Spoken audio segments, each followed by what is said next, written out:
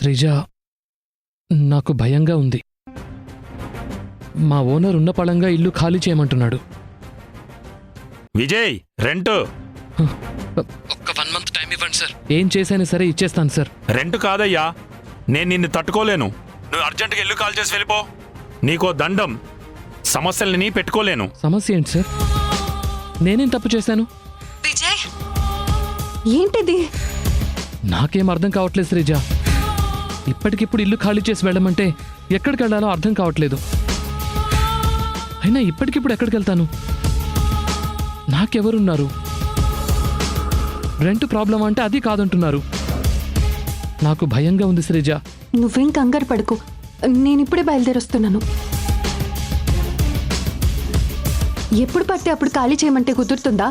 దానికో టైం, దానికో పద్ధతి ఉండాలి కదా. నేనొచ్చి మాట్లాడతాను, నువ్వేం టెన్షన్ పడకు. నేనిప్పుడే బయలుదేరొస్తున్నాను. భూమి, నేను అర్జెంటుగా వెళ్ళాలి. అక్క, ఇప్పటికీ నాన్నమ్మ చేయి చేసుకుంది. ఇప్పుడు తొందరపడి వెళ్తే మళ్ళీ గొడవ అవుతుందేమో. ఏంటి భూమి అలా మాట్లాడతావు? నీలాగే తనకి ఎవరూ లేరు. ఎవరో ఒకళ్ళు వెళ్ళాలి కదా. అమ్మ అపార్థం చేసుకుంటుందని నేను భయపడి ఇంట్లో కూర్చోవాలా? లేదు, విజయ్ ఆ పరిస్థితిలో ఉంటే నేను చూస్తూ ఊరుకోలేను. నేను వెళ్ళేసొస్తా. అంతవరకు అమ్మ అడిగితే ఏదో ఒకటి మనచే, సరేనా?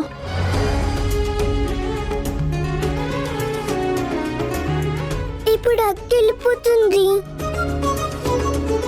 ఈ విషయం నాన్నమ్మకి తెలిస్తే మళ్ళీ గొడవ అవుతుంది. ఇప్పుడు ఎలా?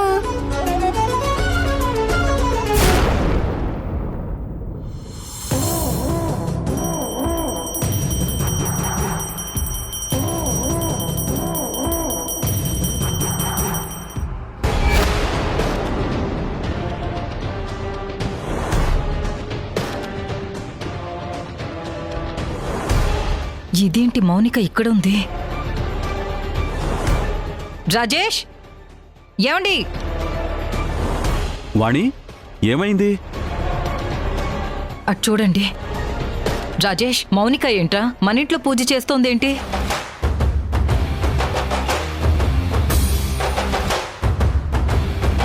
అత్తా, హారతి తీసుకోండి. మౌనిక, నువ్వేంటి ఇక్కడ? మా ఇంట్లో ఎందుకు దీపం వెలిగించావు? ఇంటికి దీపం ఇల్లాలు అంటారు. ఇంటి దీపం ఆ దీపాన్ని వెలిగిస్తే ఎందుకు ఏంటని అడుగుతారేంటి మావయ్య? ముందు హారతి తీసుకోండి. అత్తయ్య, దేవుడి హారతి తీసుకోకుండా ఉండకూడదు, కళ్ళు పోతాయి. తీసుకోండి తీసుకోండి అత్తయ్య.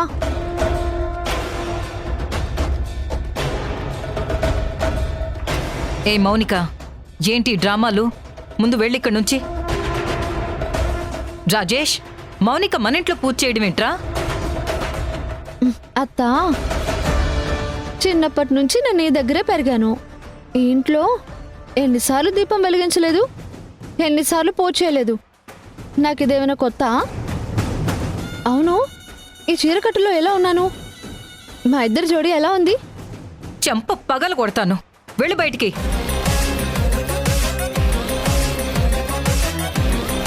ఏంట్రా బెల్లం కొట్టిన రాయిలాగా అలా చూస్తూ నిలబడిపోయావు? ఈ అమ్మాయి మన ఇంటికి ఎప్పుడొచ్చింది? ఏయ్ మౌనిక, పిచ్చి పిచ్చి వేషాలు వేయకుండా బయటికి వెళ్ళు. మావయ్య, పుట్టింటికి వెళ్తేనేమో మా అమ్మ పో అంటుంది, అత్తారింటికి వస్తే మీరు పోమంటున్నారు. ఇంక నేను ఎక్కడికి వెళ్తాను? నీ మెళ్ళో ఎవడో తాళి కట్టాడని చెప్పావు కదా, వాడి దగ్గరికే వెళ్ళు. అందుకే కదా ఈ ఇంటికి వచ్చాను.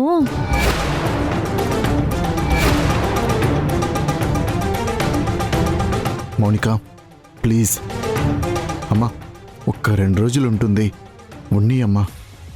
ఏంట్రా 2 రోజులు ఉంటుందని అంత ఈజీగా చెప్తున్నావేంటి నువ్వు? అసలు ఈ విషయం వింధ్యకు తెలిస్తే ఎంత పెద్ద గొడవ అవుతుందో తెలుసా? ఇది అసలు మన ఇంటికి రావడం ఏంట్రా? నువ్వు 2 రోజులు ఉండమని చెప్పడం ఏంటి? అసలు ఏం జరుగుతుందిరా? అత్తయ్య అడుగుతుంది కదా బావా, జరిగిందంతా చెప్పు. జరిగిందంతా చెప్పడం ఏంటి? ఏం మాట్లాడుతుందిరా? నానా, అది నేను గతంలో కమిట్ అయి ఉన్నాను కదా. ఏంటి బావా తడబడుతున్నావు? చెప్పేది స్పష్టంగా చెప్పు. నా మెడలో తాళి పడటానికి నువ్వే కారణం. నా భర్త తాళి కట్టి వదిలేసి వెళ్ళిపోవడానికి నువ్వే కారణం. హ, నేనిక్కడికి కాకపోతే ఇంకా ఎక్కడికి వెళ్తాను? నువ్వే చెప్పు బావా. పైగా వింధ్యా సిస్టర్ కూడా లేదు కదా, పుట్టింటికి వెళ్ళిపోయింది కాబట్టి పాపం బావ ఒక్కడే ఒంటరిగా ఎలా ఉంటాడు? 4 రోజులు నేను తోడుగా ఉంటాను. పళ్ళు రాల కొడతాను. పెళ్ళైన అమ్మాయి ఇంకొక పరాయి మగాడికి తోడుగా ఉంటానని చెప్పి మాట్లాడొచ్చా? రాజేష్, ముందు మౌనికని అర్జెంటుగా ఇంట్లో నుంచి బయటికి పంపించు. తన మాటలు చేష్టలు అసలు నాకు చాలా ఇరిటేషన్ తెప్పిస్తున్నాయి. అది కాదమ్మా, ఇప్పుడు మనమేం చెప్పినా మౌనిక వినదు. ఒక్క 2 డేస్ అమ్మా. ఒరేయ్, ఈ ఇంట్లో ఉండాల్సింది వింధ్య, తను కాదు. నాన్న నేనేం చేయను, మీరు అర్థం చేసుకోరు, మౌనిక అర్థం చేసుకోదు. అందరూ నా మీద పడితే నేనేం చేస్తాను? మౌనిక, నీకు దండం పెడతాను, వెళ్తే బయటికి వెళ్ళు, లేదంటే లోపలికి వెళ్ళు.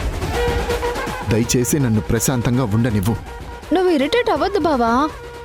నాకు నీ సంతోషం కన్నా ఏది ముఖ్యం కాదు.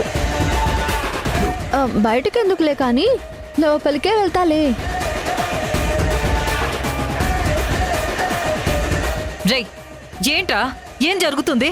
అసలు మౌనికకి నువ్వెందుకు బెండ్ అవుతున్నావు? మౌనిక ఇంటికి రావడానికి, వింధ్య వెళ్ళడానికి ఏదైనా కారణం ఉందా? అసలు మౌనిక ఏ హక్కుతో ఇక్కడికొచ్చింది? అమ్మా, తన పెళ్లి కాస్త డిస్టర్బ్ అయిందని చెప్పాను కదా. ఒక్క 2 రోజులమ్మా ప్లీజ్. మీరేదేదో ఊహించుకోవద్దు. అనవసరంగా నువ్వు కంగారు పడి నీ హెల్త్ డిస్టర్బ్ చేసుకోవద్దు. కొద్ది రోజులు టైం ఇస్తే వింధ్య ప్రాబ్లం, మౌనిక ప్రాబ్లం అన్నీ సెటిల్ చేస్తాను. ఇంతకు మించి నన్ను ఏమీ అడగొద్దు ప్లీజ్. రే, ఏమండి, అసలు ఏం జరుగుతుందండి ఇక్కడ?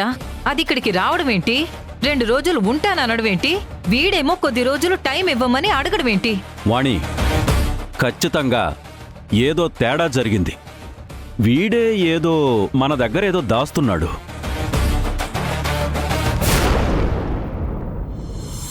సార్ సార్, మీకు లేదు, దండం లేదు, పెడతాను వెళ్ళు, సార్. వెళ్ళు, మీ వెళ్ళు. కాళ్ళు పట్టుకుంటాను సార్. లేదు, లేదు, వెళ్ళు, ఇప్పుడు వెళ్ళు, ఖాళీ చేసి వెళ్ళమంటే వెళ్ళు, ఎక్కడికి వెళ్తాను సార్? వెళ్ళు.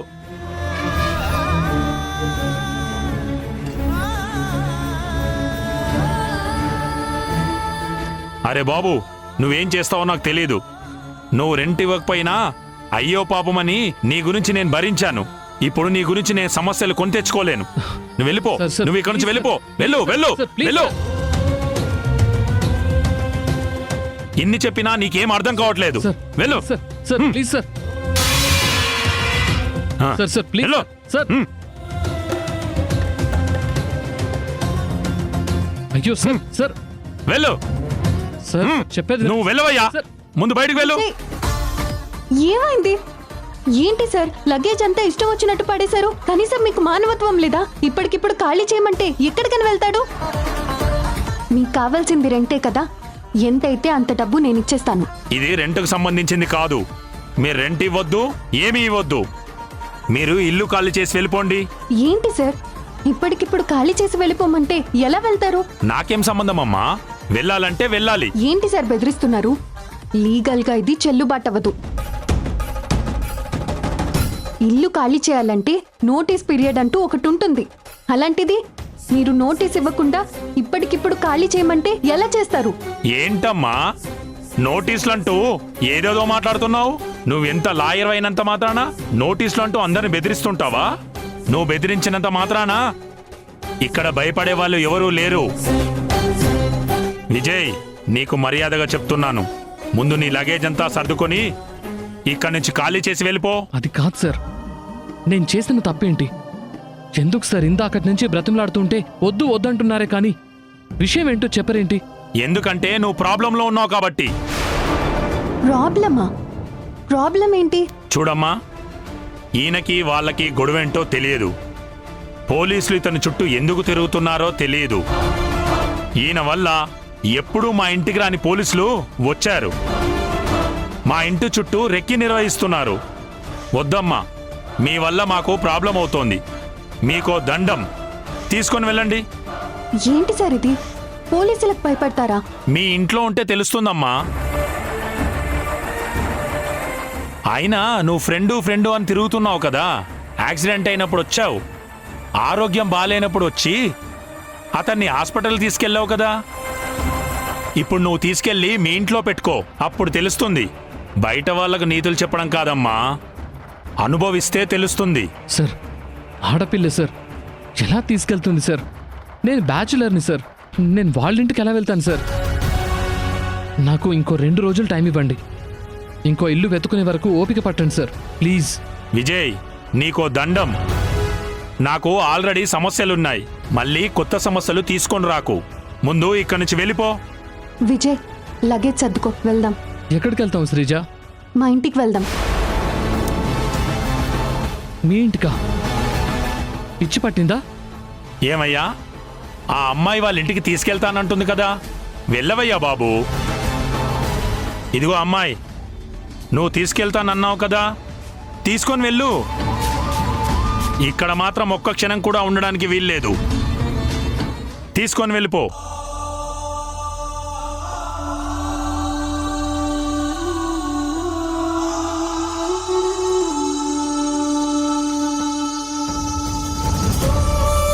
ఏంటి శ్రీజ, ఏం ఆలోచిస్తున్నావు? నీకేమన్నా పిచ్చి పట్టిందా? మీ ఫ్యామిలీ, ఆడపిల్లవి నువ్వేదో సరదాగా అన్నావనుకున్నాను. ఈ తొందరపాటు పనికిరాదు. తొందరపాటు కాదు విజయ్, నేను సీరియస్గానే చెప్తున్నాను. నువ్విప్పటికిప్పుడు ఎక్కడికెళ్ళినా పోలీసులు నిన్ను వెంటాడుతూనే ఉంటారు. దీని వెనకాల ఏదో పెద్ద కుట్రే ఉంది. నిన్ను కావాలని వీళ్ళు టార్గెట్ చేశారు. పద, మా ఇంటికి వెళ్దాం. వద్దు శ్రీజ, నువ్వనేదే నిజమైతే నేను మీ ఇంటికి వస్తే దానివల్ల నువ్వు ప్రాబ్లంలో పడతావు. నేను రాను. అంతగా అయితే నేను ఈ లగేజ్ ఎక్కడో పెట్టేసి ఏ హోటల్లోనో లాడ్జ్లోనో ఉంటాను, లేదా ఏ ఫుట్పాత్ మీదో పడుకుంటాను. నా వల్ల నీకు సమస్యలు తీసుకురాలేను. ఇప్పటికే మీ అమ్మ మిస్అండర్స్టాండింగ్ చేసుకుంటోంది. అది చాలదన్నట్టు మళ్ళీ పోలీసులు ఈ ఇంటికి వచ్చినట్టు మీ ఇంటికి వస్తే వద్దు, ప్లీజ్. విజయ్, నీకు ఏ మాత్రం నా మీద గౌరవం ఉన్నా నాతో పాటు రా. అది కాదు శ్రీజ. నువ్వు రాకపోతే నేను చచ్చినంత తొట్టే.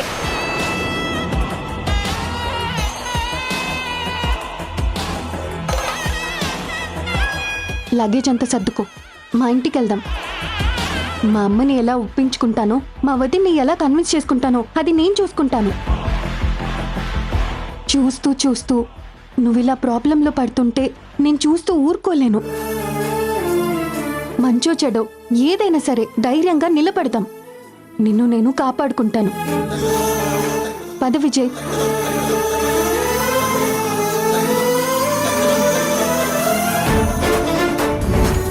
మాధవి, అన్ని ఆశ్రమాలు తిరుగుదాం, బిడ్డను వెతుకుదాం. నా జీవితానికి న్యాయం చేసుకోలేకపోయినా సంధ్య జీవితానికి న్యాయం చేయాలి. అది నా బాధ్యత. నా భర్త ఆయన బిజీలో ఆయన ఉన్నారు. అలా అని నేను చూస్తూ వదిలేలేను కదా. ప్లీజ్, నువ్వు వెంటనే బయలుదేర్రా. మన ప్రయత్నం మనం చేద్దాం. ఇంకా సంధ్య అంటావు?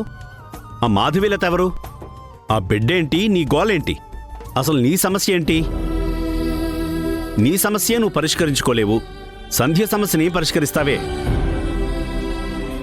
వింధ్య, బంగారం లాంటి జీవితం. అంత పెద్ద ఇంటికి కోడలవడం నీ అదృష్టం. వాణి వదిన చాలా మంచివారు. అల్లుడు గారు కూడా రోజు ఫోన్లో మాట్లాడుతున్నారు. ఆయన ఫోన్ చేస్తే నువ్వు లిఫ్ట్ చేయడం లేదని బాధపడుతున్నారు. గోటితో పోయేదాన్ని గొడ్డలి దాకా తెచ్చుకోవద్దమ్మా. నా మాట విను. అర్జెంటుగా బయలుదేరి వెళ్దాం. అక్కడికెళ్ళేకేదైనా సమస్య ఉంటే కూర్చొని మాట్లాడుకుందాం. నువ్వొక చోట అల్లుడు గారు ఒక చోట ఉంటే బాగోదమ్మా. పైగా పాప స్కూల్కెళ్తోంది. తన మంచి చెడు చూసుకోవడానికి నువ్వుండాలి కదా. శారదా, వింధ్య చెప్తే విందు. వెంటనే దీన్ని తీసుకుని బయలుదేరు. ఏదైనా అవసరం ఉంటే నాకు ఫోన్ చేయి, నేనొస్తాను. వింధ్య, పదమ్మా. ఇంకా ఆలస్యం చేస్తే కొత్త సమస్యలొస్తాయి. వాణి వదినకి అసలే కోపం ఎక్కువ. నువ్వు అలిగి పుట్టింటికొచ్చేవన్న కోపంతో ఏ నిర్ణయమైనా తీసుకుంటుంది. నా మాట విని పదమ్మా, వెళ్దాం. నేను రాను,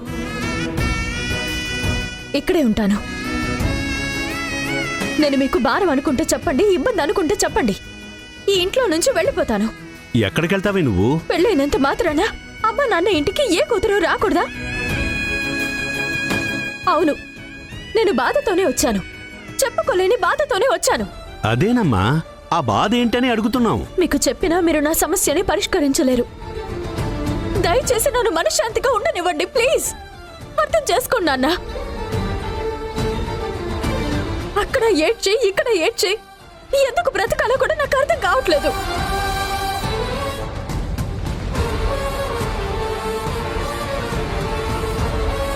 దీనికి అంతగా ఏడ్చే సమస్యలు ఏమొచ్చాయి? అసలు దీని ప్రాబ్లం ఏంటో చెప్పదేంటే? వచ్చిన దగ్గర నుంచి ఇది మౌనంగా ఉండి మనకి పిచ్చిక్కిసిందేంటే? ఏవండి, మీరు కోప్పడకండి. నేను మెల్లిగా దాని సమస్యలేంటో తెలుసుకుంటాను. వింధ్యా, వింధ్యా.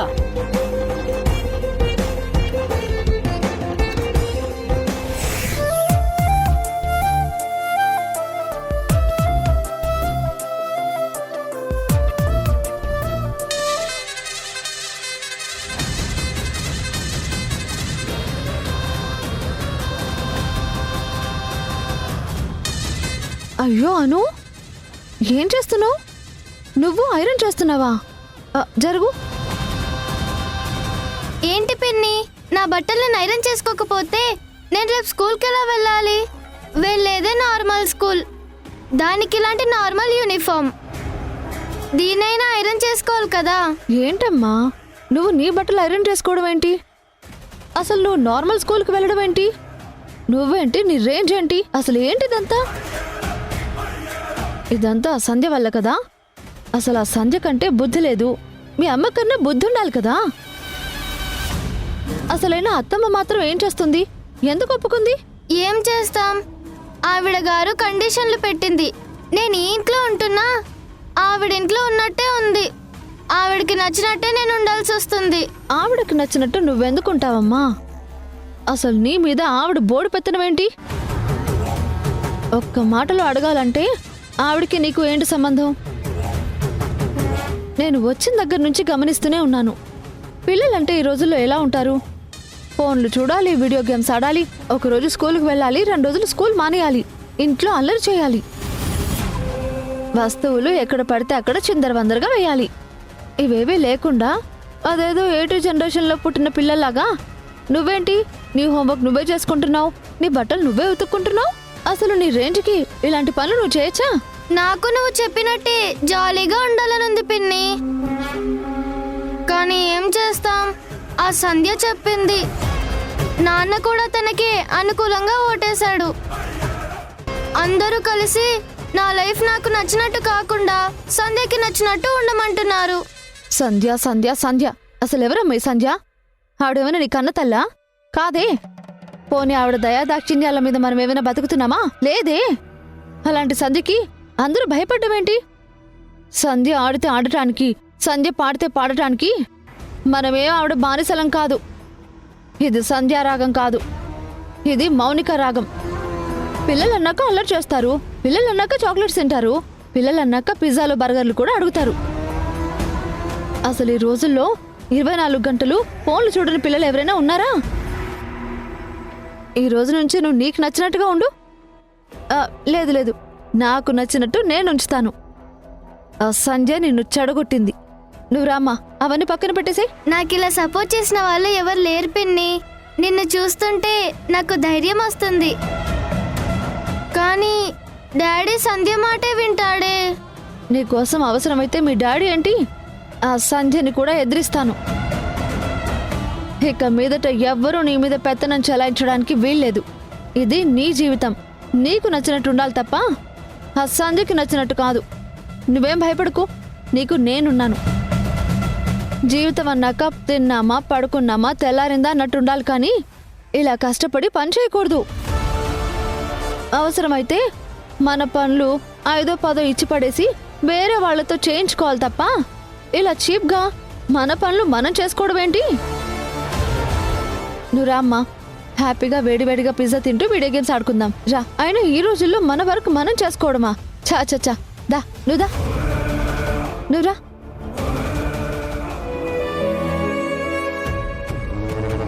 అలా అలిగి వెళ్ళిన వాళ్ళు అస్సలు తిరిగిరారు.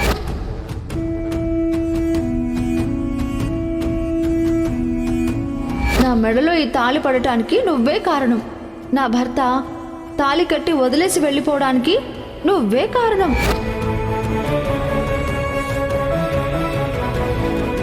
రాజేష్, ఏం ఆలోచిస్తున్నావు?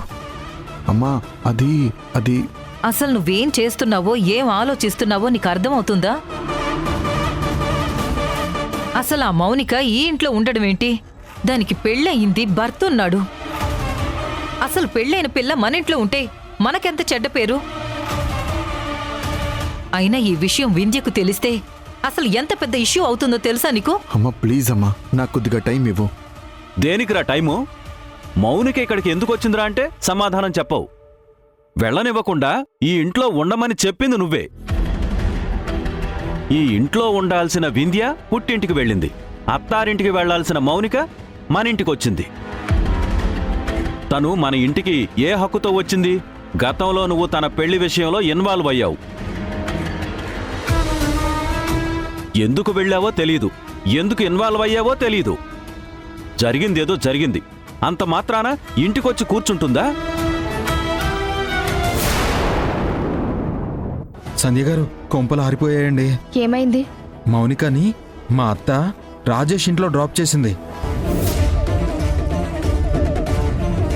నువ్వు ఇన్నాళ్ళు వింధ్య కూతురివి, కానీ ఇప్పుడు ఈ మౌనిక కూతురివి. మౌనిక, అను చేయొద్దులు. చెప్తుంది నీకే, చెయ్యొద్దులు.